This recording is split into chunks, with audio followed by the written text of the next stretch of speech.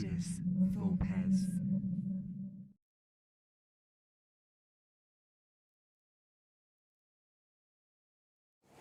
Welcome to Ludus Vulpes. My name's Kirsty. I'm Phil. My name's Matt. Our guest star from Board Game Pix today. Hello. I like that you're a star. Thank you, Phil. Cute. You join our next episode of Board Gaming Gossip, and today's discussion is all about complexity and weight of board games. Complexity. And card games. Yeah. I thought we did weight. I've been weighing my games ready for tonight's episode. I'm going to have to start again. Well, Kingdom Death Monster won the weight game for me. Yes. Right, okay. But that's only because my Zombicide full pledge hasn't arrived yet. Yeah. And your Arkham Horror card collection. Actually, yeah. But that is in a wooden box now. Exactly. Is it? You got the kit? Yeah. Yeah. It's beautiful. So what, okay, like it's a valid point. What do we mean by complexity / weight? So if you go onto Board Game Geek, you often see ratings of between 1 and 5. 1 starting at simple, easy to pick up, perhaps easy to teach, all the way through to 5, which is your much probably lengthier, longer, harder to pick up games. Yeah, I think we have to give Board Game Geek some credit here because they have set up a central database where you can vote on the weight. Yes. And you do get the occasional person that will put an 18XX as a one weight. As a 1. But there, you know, it's there for everyone to use and for everyone to contribute to. I think by and large, from what I've seen, they seem to be pretty accurate. What do you think? I think it's an arbitrary measure.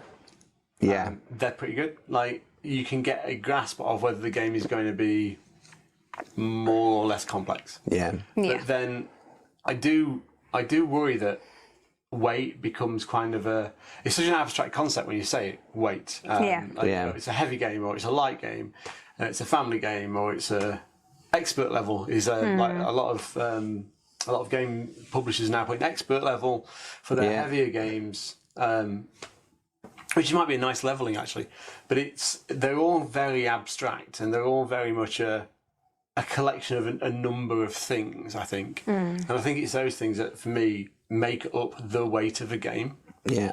Yeah. But I think as an individual, what I say is a game is completely subjective. But what I like about the BGG system, it's community driven. So I think that's the difference. If a number of people have the same opinion, it does guide other people or people that are going to check it.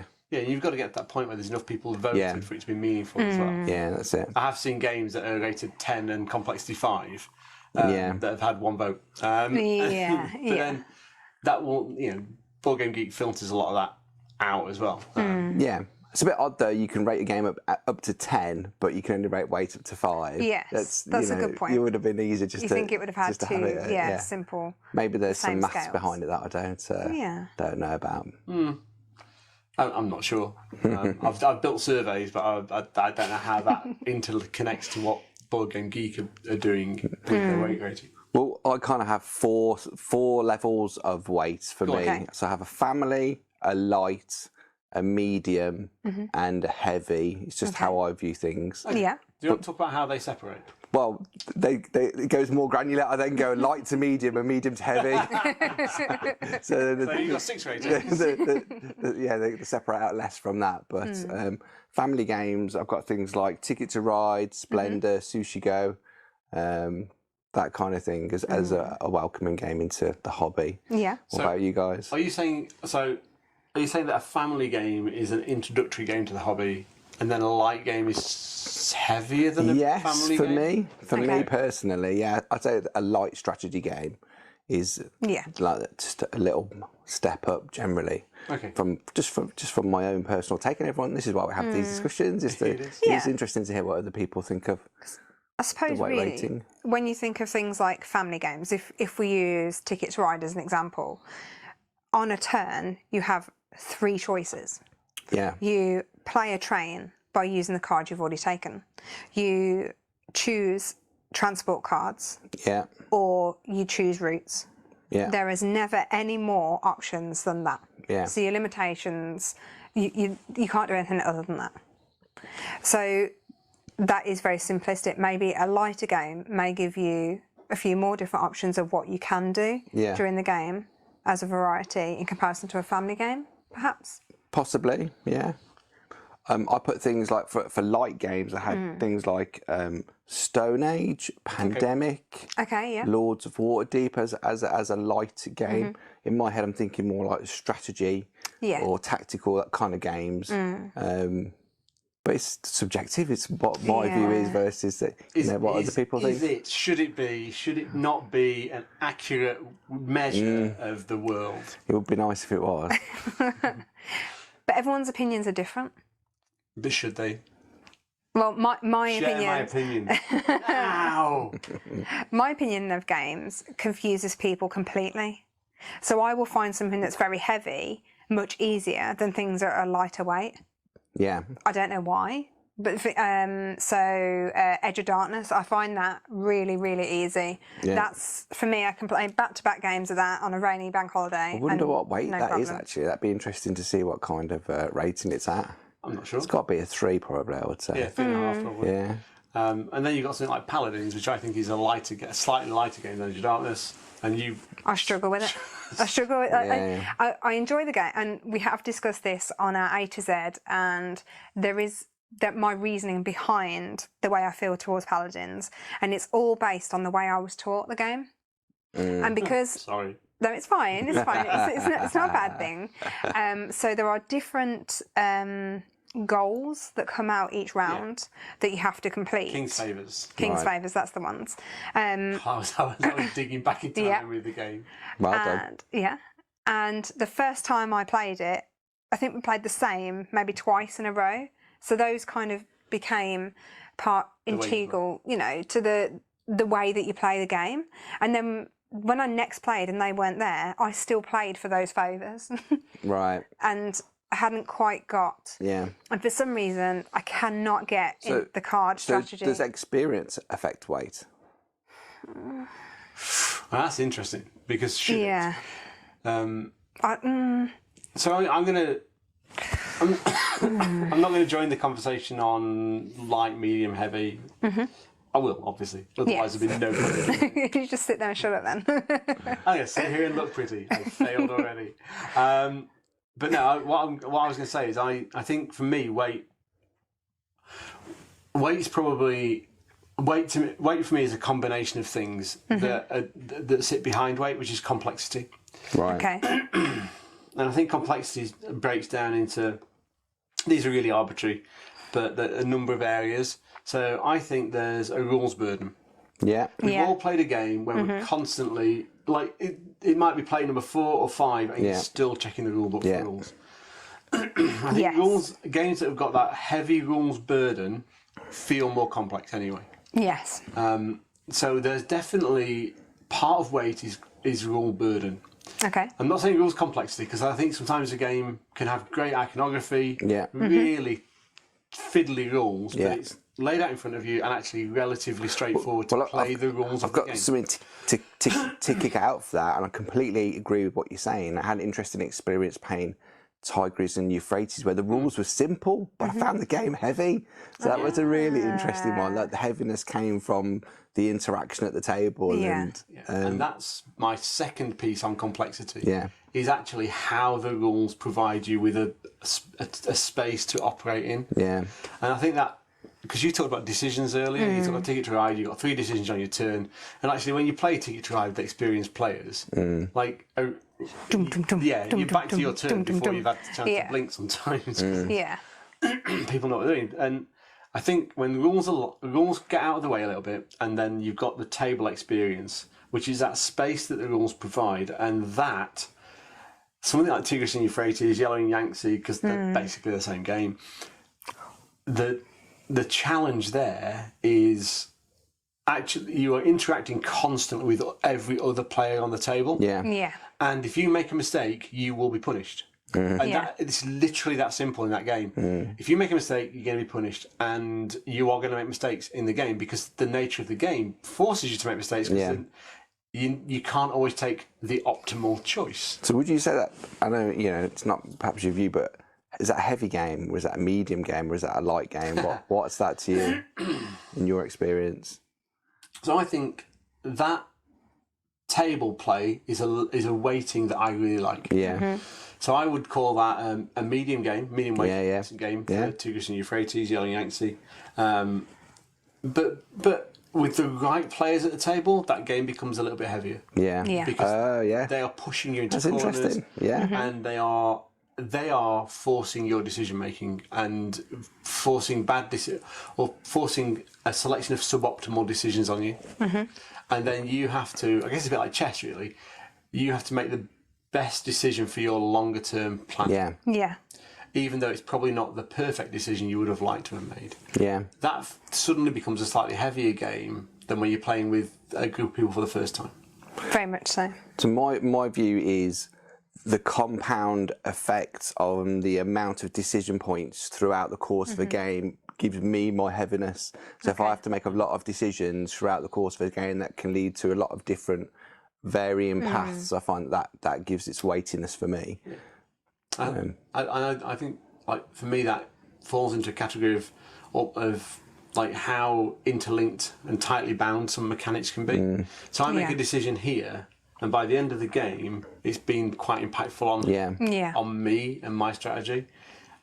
That, I think, is where a medium game becomes a heavy game. Okay. When you start to connect all of those processes together, and you've got, okay, so I'm going to make a decision in turn 1 that ultimately is going to have caused me to win or lose the game in turn 8.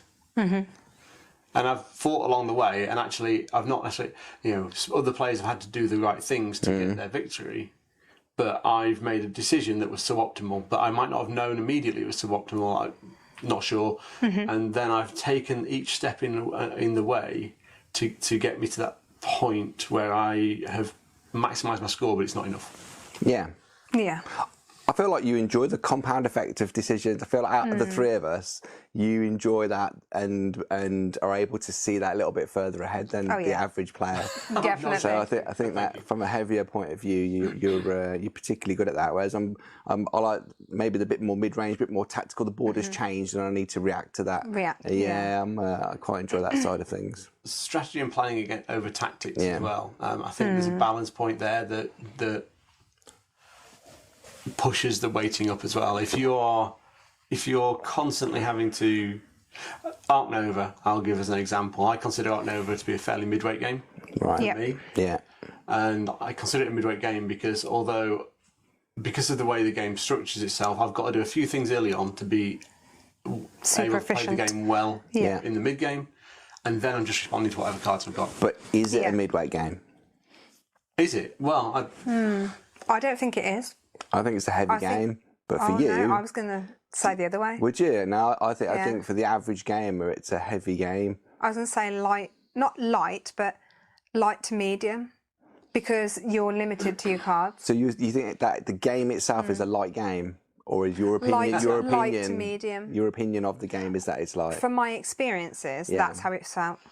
From my gameplay and every experience I've had of it, I've found that there are much heavier games that I feel. I think this gets us to an interesting point between the three of us, actually, where we all view heavy in a well, maybe not very different way, but in a slightly different way. Yeah. And I feel like we've taking that into account, because that makes that weighting on Board Game Geek really tricky to understand. And for me, it's like, I think the important thing for me is to try and understand the elements of complexity that sit behind that weighting. And Arc Nova, I think, rightly has a fairly high weight rating on Board Game Geek because for a lot of people, that game is pretty complex. I look at Coffee Traders, which is probably the heaviestly. Nice. Again tonight. You would say that's heavier than Imperial Steam? Yeah, weighting on Board Game Geek.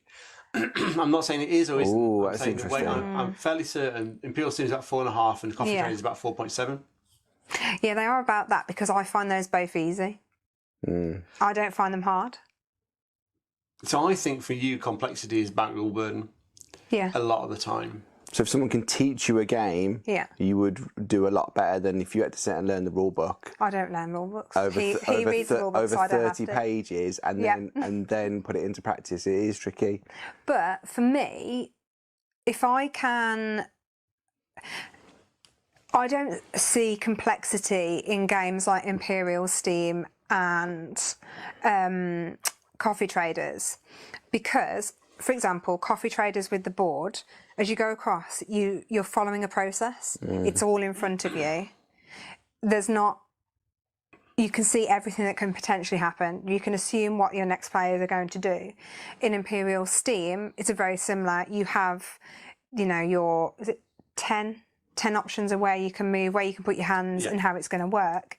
It's so in front of me, and I see that. Paladins, for example, the one that I really struggle with, which I know is lighter than both of those, you can't, because you don't know what King's Favour is going to come next.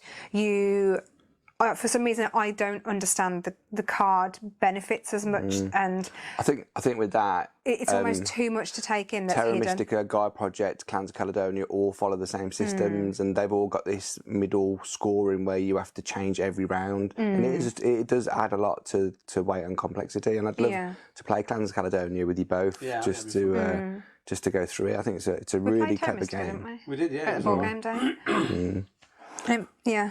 Well, I've got a few more games. Yes. In the medium range for me, I put things like Smartphone Inc., Hansa Teutonica, Dinosaur Island, just because to be good at it, experience-wise, I would say they're probably medium games. Okay. That's interesting, because Hansa I might put as a medium to heavy game. Oh, really? I'd have thought you'd have been light for you two, that one. Yeah. I find that lighter, because there's only so much you can do again. It's all in front of you. But to play the game well, okay. Yeah, that's true. Yeah. Because we're adding another element, which is like sitting down and playing a game. Being able to play a game is to be able to interact with the rules effectively. Yeah. Yes. Playing a game well is playing to stop other people winning as well, and to win for yourself, whatever that game might be. Hansa Teutonica, when played competitively amongst 3 or 4 or 5 players who know what they're doing, understand the game. Yeah. It's a heavy game. It's a heavy. The decisions you have to make, and you're not just making a decision about this turn. Right. You're making a decision about 2 turns, 3 turns ahead. Yeah. What is the most important item I need to achieve in the next 2 or 3 turns? Proceed What's the most efficient way I can do it? Yeah. If by obstructing player X and player Y, I'm going to get a few more cubes on the board, and then I can move immediately achieve something. How is that my optimal way? But if they don't support my strategy, my tactics, if they don't support that, I've left all my cubes there and I can't do anything. So the decisions become meatier and meatier and meatier, and I think one of the things that Hansa does really well is it manages AP quite well. Like it's not an AP heavy game, but the decisions are tough. They become really tough decisions, and I think that's a really good design. Yeah. That with the right group of people, that game becomes heavy. Yeah. Because there's not an easy decision. No. And I think maybe ease of decision might be another way of putting. All that complexity stuff sits behind making an easy decision. Same with that complexity stuff sitting behind weight. How easy is it to make a decision in the game that you feel is the right choice? That's got me thinking about Le Havre. Have you played that one? Yeah. So it's 2 things you can do in your turn: take a pile or build a building. That's it. But the amount of detail that goes into each turn. It's fascinating, really, really difficult, and I've seen some really good gamers who know what they're doing fall apart playing the half. Yeah, it's. I think I need to play that. The amount of thought that you have to put into a turn is, I find that would be on the heavy end for me personally. I've also put down Great Western Trail as a heavy game, Terra Mystica, and my new favourite game. I've switched it from Great Western Trail to Agricola. I think Agricola is a heavy game. Okay. What do you two think? Okay, well, now I want to know why you think Agricola's a heavy game before I chip in. Because of the sheer amount of variety, and my experience has shown me some people really struggle with Agricola. So much a lot so. Of AP? No, as in performing not as well as they would have liked to. It's a card game. It depends what cards you And get. I think if you know the cards, if you know the rounds, and I think that experience factor plays into that a little bit. But just the sheer variety of cards for me makes my enjoyment over a long period of time. I'd play it every day if I could. It's great. We borrowed your copy for me to learn it, and there's such a big difference because Phil knew the game and knew the cards, whereas I was like, well, what does this do? What does this mean? And actually, even when we're at board games, I think Geeta brought a copy, didn't she? And I had a terrible game because I had no idea what any of the cards meant. It had an expansion in that I hadn't seen before, or I don't have that much experience with Agricola, so I can't comment too much. But it was almost like I wasn't connecting with it because I didn't know it enough. And for me, actually, that's a big thing for me, is I need to play a game, say, 3 or 4 times, sometimes back to back, for me to fall in love with it. You've nailed it there. And what I mean by that is, to score 20 points in Agricola, that's a light to medium game. To score 40, 50 points is a heavy game. And I put it on the heavy side because my experiences are such now. I'm at that point where I think it's a heavy game. Yeah, and I think for me, Agricola, because it's an interesting game because you've got some really important card interaction to understand early in the game. And if you don't understand that card interaction, it doesn't matter whether you draft or whether you take the hand you dealt, you're probably going to lose. And actually probably have a really bad time. However, when you understand the cards, when you understand what each of the interactions means, you can start to make some really good decisions about your hand. And when you can do that, the game becomes much more interesting. The complexity of the game ramps up. And the synergy.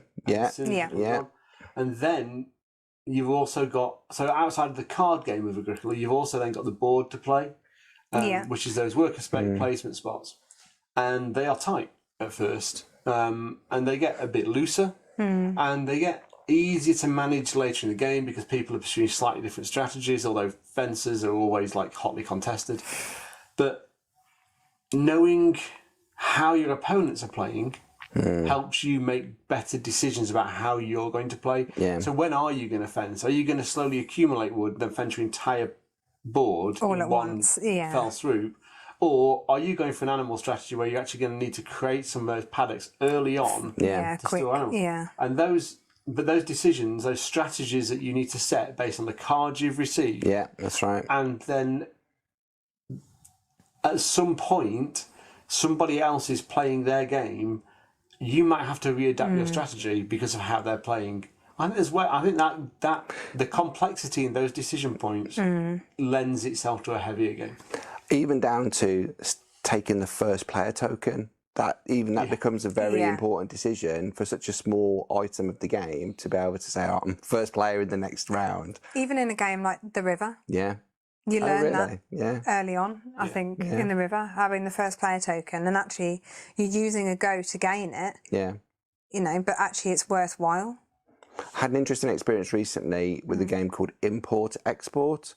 I generally think card games are a bit lighter, a bit more fun, round the table. Oh my gosh, it was absolutely fantastic. It was so difficult. Multi-use cards, there's 4 things you can do with a card. Nice. Yeah, it was absolutely, there's a very simple, straightforward auction. I'm not a big fan of bidding games, but it's very quick, clean. But yeah, for a card game, I was shocked at the depth of it's an offer system that uses the Glory to Rome system. But yeah, I think you guys would absolutely love it. It's really clever. So that's that one. Clans of Caledonia, you need to play. Yeah, absolutely. Oh, we're getting a list of a wish list. You also mentioned Great Western Trail. Yes. One of my favourite games. Not played the new version of it yet. Probably should do it at some point. But so it's one we've all played, I'd say. Quite a lot. Kirsty, what would you? How heavy would you say Great Western is for you, in your opinion? I think it's quite light. Would you like to explain to the audience why you think Great Western Trail's light?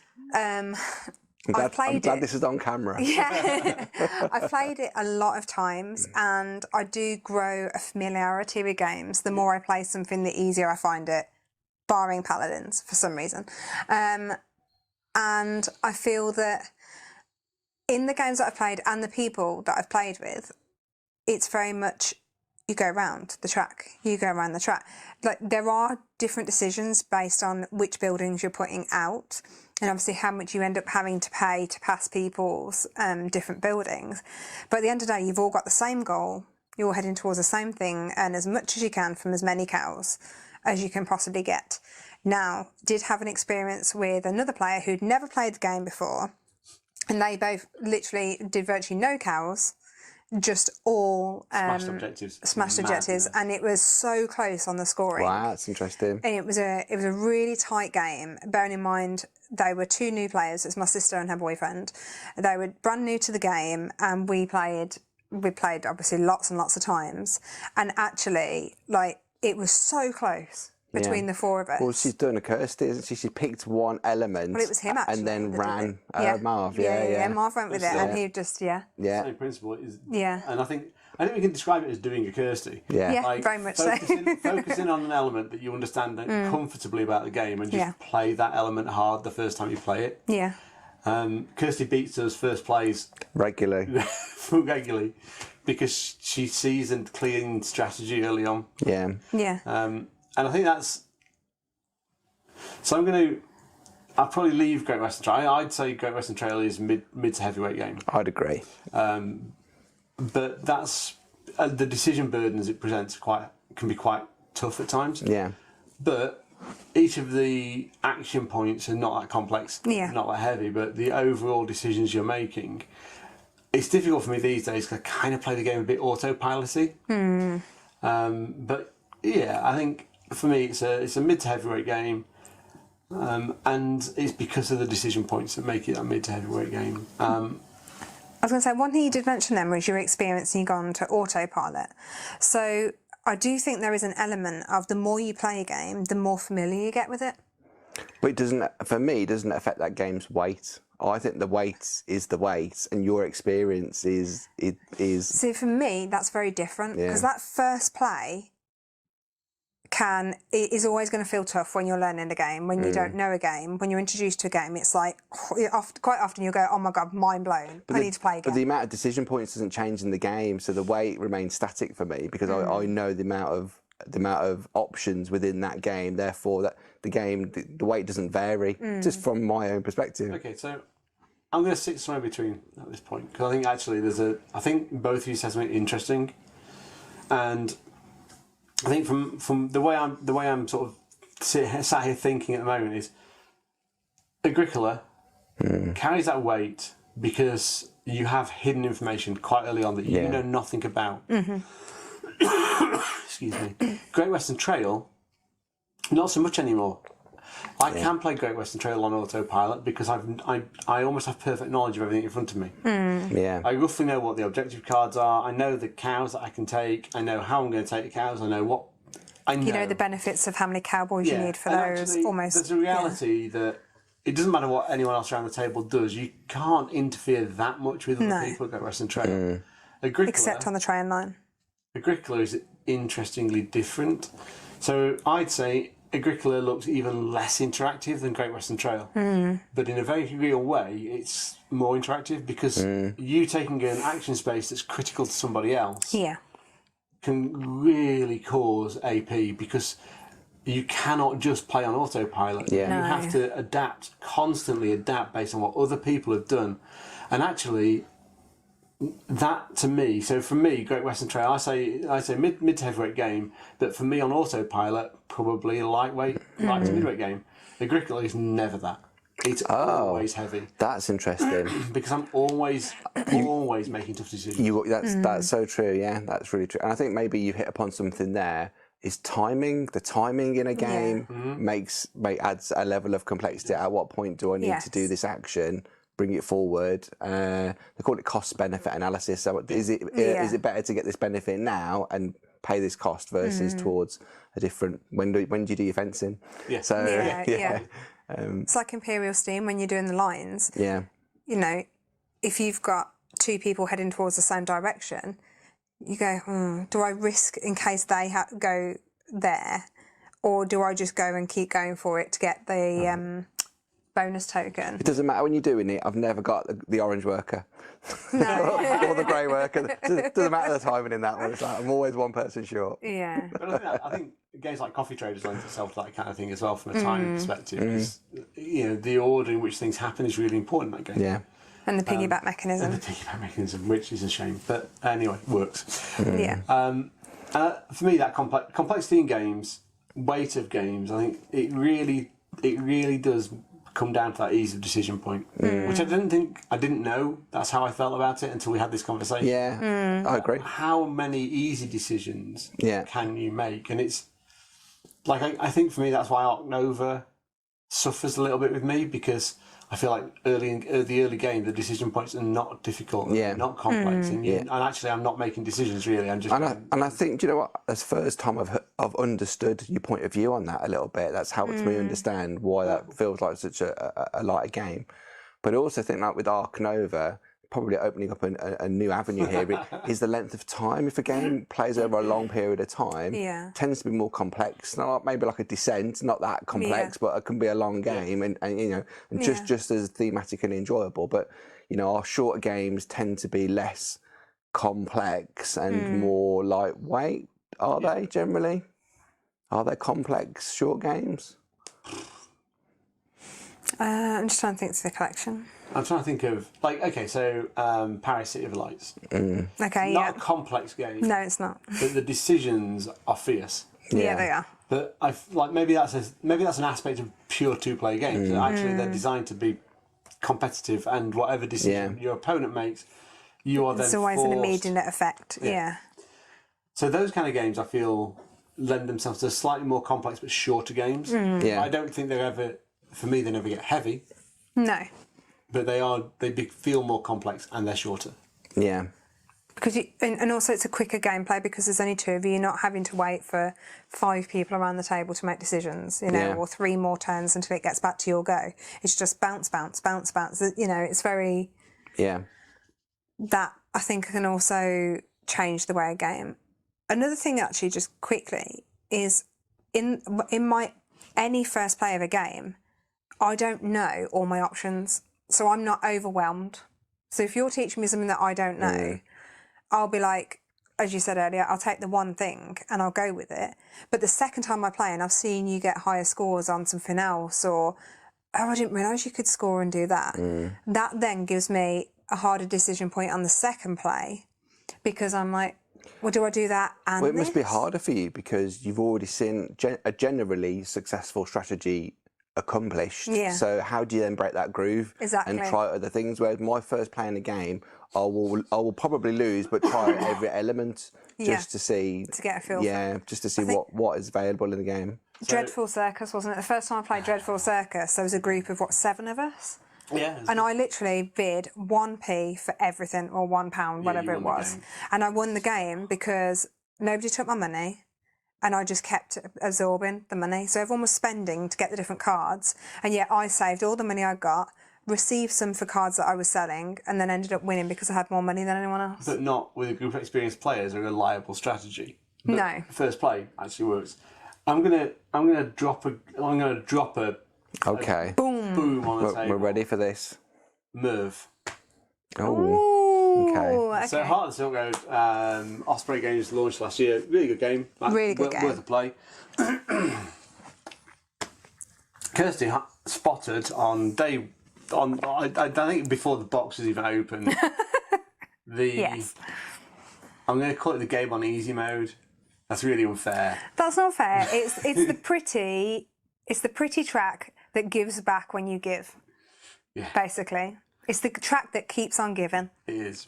There is an issue with that because you get the benefit for taking an action and then you get a benefit for going up a track. So I have got rid of more than one game that have had issues with bonus tracks. So I think Merv's interesting because I think it's a mid to heavy game the way I play it. Yeah. The way Kirsty plays it, I think it's probably a light game. Very much so. Because Kirsty plays hard on the moss track, which if you do play Merv, and it's your first play of Merv, play hard on the moss track, you'll do all right. You might even win. We do a video on it. It's worth looking because I've kept there's a really it in my in-depth video collection. about I it. think it's it's a beautiful game. The artwork, the colours, good design, stunning. But the way I play it, you avoid the moss track. I avoid the moss track. You play on hard mode. To play on hard mode and to try and get points from everywhere else on the board. Oh, is that game hard work? Not hard work as in, oh God, hard work, but as in it's hard. I'm thinking, I'm squeezing every last point out. There's only 12 turns. Yeah. So you have to make every turn in the game count. Yeah. Yeah, in that particular instance. And I do it's a pleasure to play. But I find one of the games we all like difficult, The Magnificent. I was patting myself on the back at the end of our first game, 198 points. Yeah. 203, 208. So yeah, but I was trying to go easy as well. I found that was a really that was a deep, for me it was a lot of thinking to get to that score. But the two of you with your you had a few more plays than I did. Yeah. So it's experience. it added I do another think level. experience does change perception of weight. Yeah, it doesn't change the complexity of the game. The game it changes is the perception.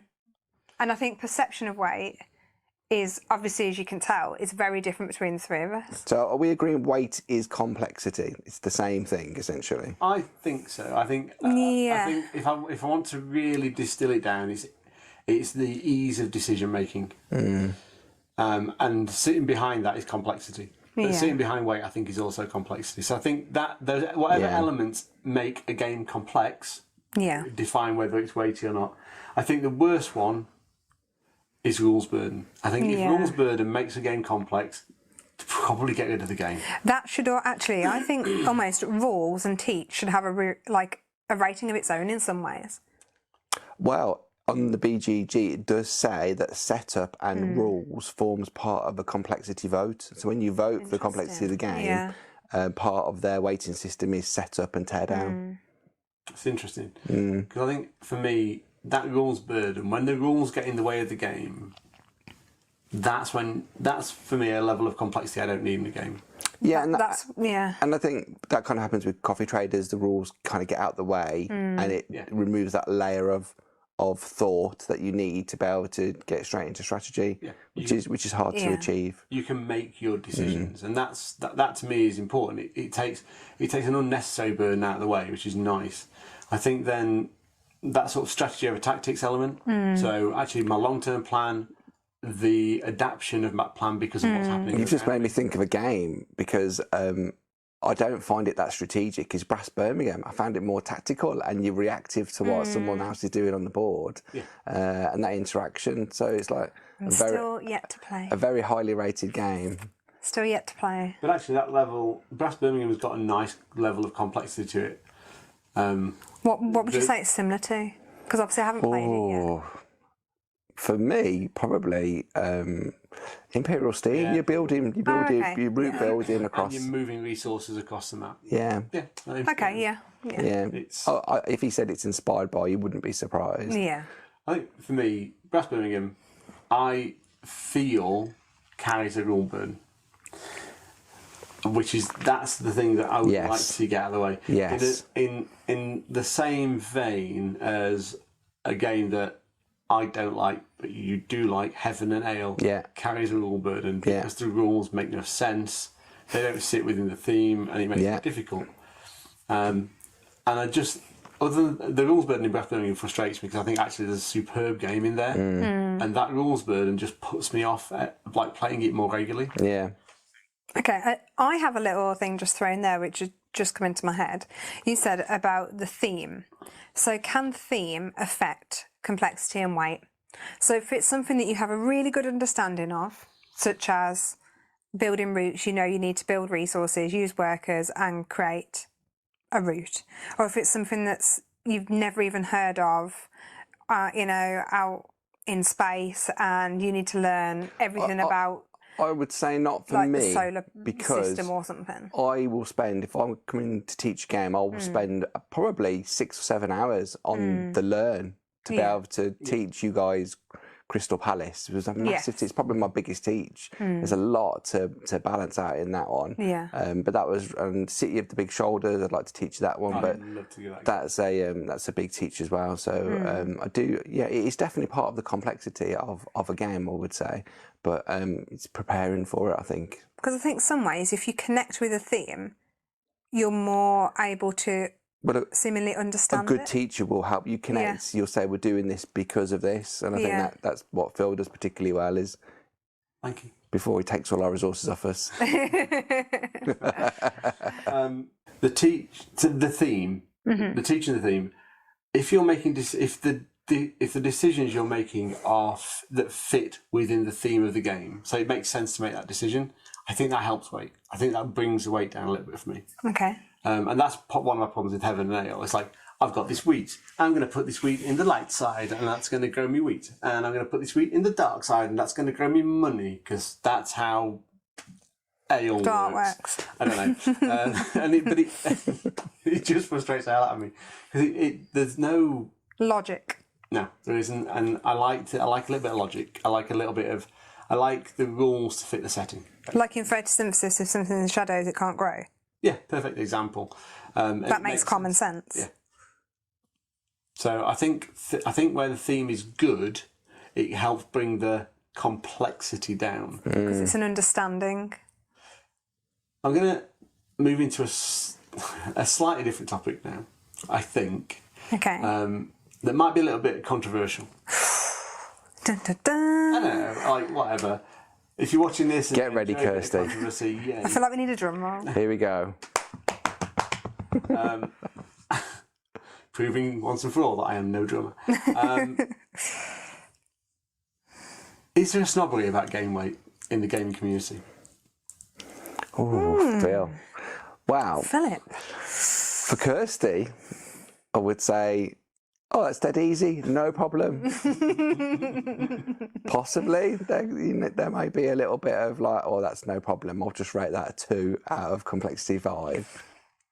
I think for me, there's a group of gamers. Are they 18xxers? Well, probably not just the 18xxers, but there's a group of gamers. If you put Ticket to Ride, actually, that's in fact perfect example. If you put Ticket to Ride in front of a group of 18xxers and say, we're going to have a great time with this game for the next hour and a half, they'll walk away. Because it's not complex enough. But actually, Ticket to Ride is fiercely competitive when it's played amongst people who know the game and play well. It's fairly quick. I won that game the other day, by the way. Did you? Yeah. Were you black? Yeah. I said Blacker's going to lose. Yeah. In joke for everyone who wasn't watching that game of Ticket to Ride. Anyway. But I thought you were quick to say it's not over yet. Yeah.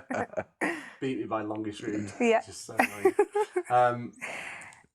But actually, I feel like there is that level of snobbery sometimes. There are certain people who like if it's not over like a 4 weighting, it's not going to be a good game, and I think that's a shame. Yeah. Because actually, there's an element of fun that should be taken into account. And I do think, and I might be wrong, it might just be personal opinion that I feel like I bumped into a few players who, if the game's not heavy enough, they're not interested in playing. I feel like it's a shame. I don't know about you two. I feel like luck comes into it a little bit, Phil, in terms of that. If there's people don't want luck in their games, they play a certain style of game. Whereas I quite like a little bit of luck, because there's nothing worse than playing a game for 3 hours and it being so balanced. We've shared the victory. That's the worst thing that can possibly happen for me. I'd rather have a little bit of imbalance. And there are people that complain about Feast for Odin has got card draw to be able to achieve some objectives. But I kind of feel like they need Agricola's cards. So there's a little bit of luck in that, which brings the variety. So I do think that there are people. I mean, at the exact opposite end of the scale is Hansa Teutonica, where there's no luck whatsoever. No, it's completely decision driven, isn't it? Really. But yeah. Yeah, the luck element in Hansa Teutonica is who you're playing with. And how they play. Yeah. Well, you could even go further and say it's just seating order around the table, because if somebody's if someone's tempted to bump or prone to bumping, you'll spend half your game recovering your roots. Yeah. So.